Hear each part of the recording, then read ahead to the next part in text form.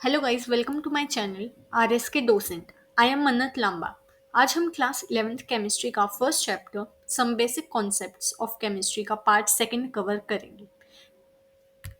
Part one में हमने atomic mass तक कंप्लीट कर लिया था।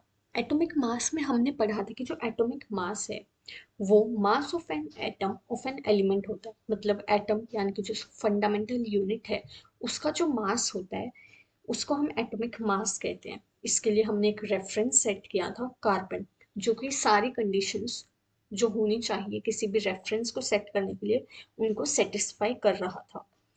उसके बाद हमने इसकी स्टैंडर्ड वैल्यू देखी जो कि थी एएमयू यानी कि atomic mass unit. It means 1/12 mass of one carbon 12 atom, जो कि हमने यहाँ पे देखा था ये।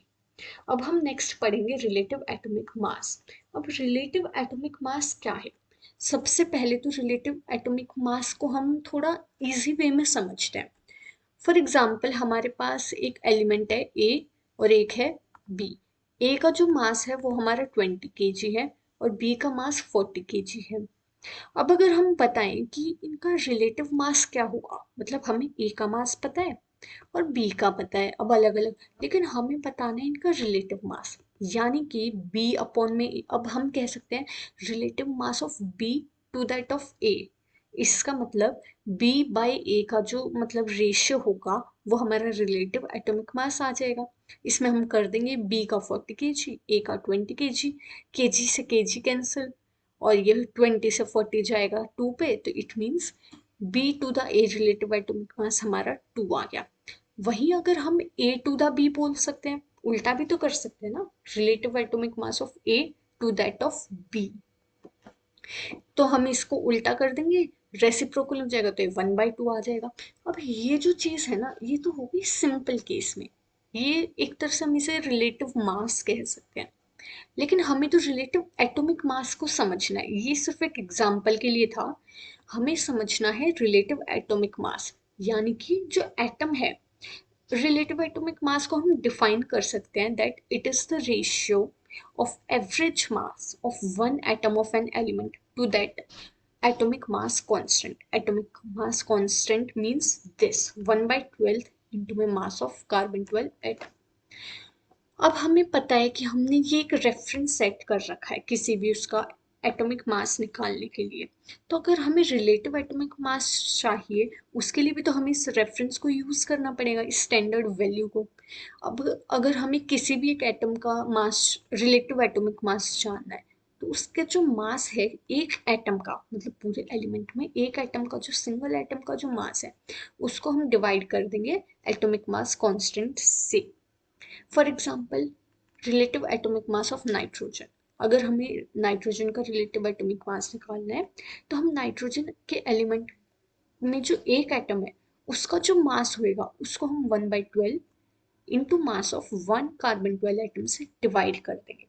अब मास of one atom of nitrogen element क्या है ये हमने पार्ट वन में देखा था। लास्ट में जब हमने कंपेयर किया था तो मास ऑफ नाइट्रोजन एटम आया था 14 AMU। अब हम वहाँ पे 14 AMU भी लिख सकते हैं। अगर हम यहाँ पे लिख देंगे मास of one atom of 14 AMU, या फिर हम लिख सकते हैं पूरा 14 into 1/12 mass of one carbon 12 atom. फिर हम इसको पूरा, अगर हम इसको ओपन करके लिखेंगे देन हमारा इससे 1/12 वाले से 1/12 वाला कट हो जाएगा, जिससे हमारा आंसर आएगा 14। तो ये एक यूनिटलेस क्वांटिटी है। जो रिलेटिव एटॉमिक मास है वो यूनिटलेस होता है। ये एग्जाम में पूछ लिया जाता है कि हमारे पास ऑप्शंस में दे दिया जाएगा atomic mass, relative atomic mass, molecular mass, none of these, इनमें से कौन सा यूनिटलेस क्वांटिटी है, तो उस टाइम पे हम टिक करेंगे रिलेटिव एटॉमिक मास को।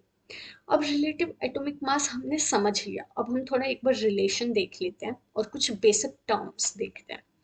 जैसे अगर हम देखें, मतलब कंपेयर करें कि हमारे पास एक नाइट्रोजन एलिमेंट में उसका एक एटम देखें तो उसका अगर 14 AMU हम लिखते हैं तो हम बात करते हैं एटॉमिक मास की। मतलब अगर हमें एटॉमिक मास बताना है तो हम सिंपल 14 AMU, और AMU की वैल्यू क्या थी, ये 1/12 into mass of one carbon 12 atom. वहीं अगर हम उसके रिलेटिव एटॉमिक मास की बात करें तो वो आएगा हमारा सिर्फ 14। और एक होता है मोलर मास, जो हम आगे पढ़ेंगे, हमने अभी नहीं पढ़ा है, वो हम आगे पढ़ेंगे। वो होता है 14 ग्राम। अब देखो, हमारा जो 1 AMU होता है उसकी वैल्यू हमें पता है, ये होती है 1 AMU की वैल्यू। अब 1 AMU इक्वल्स टू 1.66 इंटू 10⁻⁻24 ग्राम। ये हमने इसको सॉल्व करके निकाला है। जो मास ऑफ कार्बन 12 एटम होता है ना, उसको हमने जब 12 से डिवाइड किया, जो एक सिंगल कार्बन एटम का मास आया था उसको जब हमने 12 से डिवाइड किया, तो हमारी ये एक वैल्यू आई थी ग्राम में। वहीं केजी में, ये ग्राम में थी 1.66 इंटू 10⁻⁻24 ग्राम थी। वहीं केजी में हो जाएगा तो हम इसमें 30 और वो हो जाएंगे डिवाइड में, देन वो ऊपर जाके माइनस में हो जाएंगे, तो -27, और ये आ जाएगा केजी।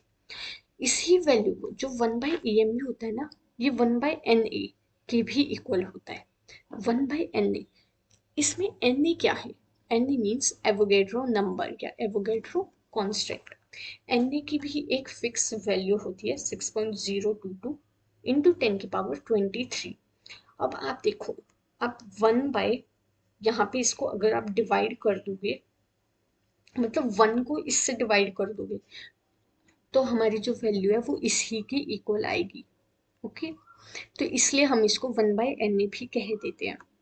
जो 1 यहाँ पे सिंप्लीफाई वे में लिखा है, that 1/Na equals to 1/Na की वैल्यू 6.022 इंटू 10⁻23 होती है, इक्वल्स टू, जब हम इसको डिवाइड करेंगे तो 1 AMU की जो यहाँ पे वैल्यू दे रखी थी 1 AMU, वही वैल्यू आ जाएगी। तो ये हमारा रिलेशन हो गया, that 1Na equals to 1 AMU।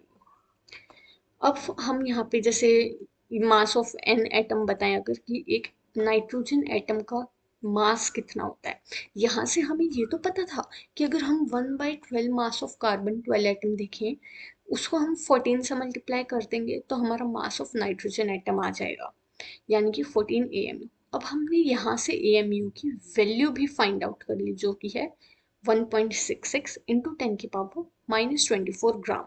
तो हम AMU की जगह इसको पुट कर देंगे, जो भी आंसर आएगा वो हमारा मास ऑफ नाइट्रोजन एटम हो जाएगा, और केजी में यहाँ पे बस -27 आ जाएगा।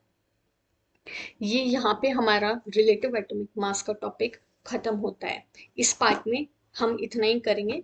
नेक्स्ट जो टॉपिक है वो हम नेक्स्ट क्लास में कवर करेंगे। I hope you understand well. Thank you.